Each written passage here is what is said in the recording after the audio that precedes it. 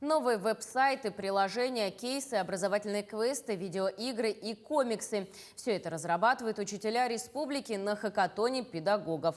Соревновательный командный марафон проводят в третий раз. В масштабном мероприятии участвуют около 200 педагогов из 17 районов республики. Подробности в следующем материале. Сосредоточенные обсуждения и выявление лучших идей. Параллельно на нескольких площадках участники хакатона готовят свои варианты решений педагогических кейсов или даже собственные проекты в области игрового и так называемого неформального образования. Это настольные игры, видеоигры, квесты, комиксы, мобильные приложения и многое другое.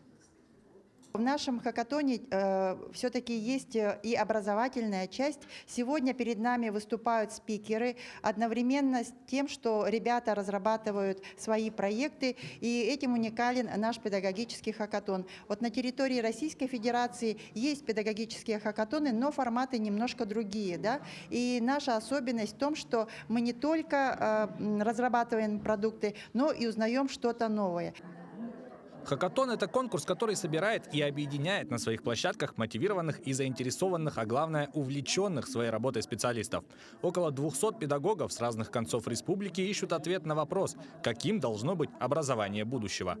В нашей школе проблема то, что дети бывают не знают, где можно поучаствовать даже. Им приходится переходить по различным ссылкам, и преподавателям также надо отправлять очень много ссылок на всякие мероприятия.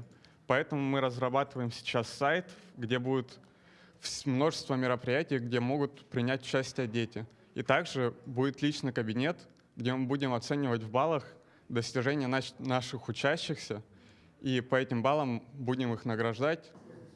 Конкурс проводится на протяжении 3 дней. Первый день ознакомительный, во второй день уже начинается разработка и обсуждение проектов. Третий день завершающий, который включает защиту проектов и подведение итогов.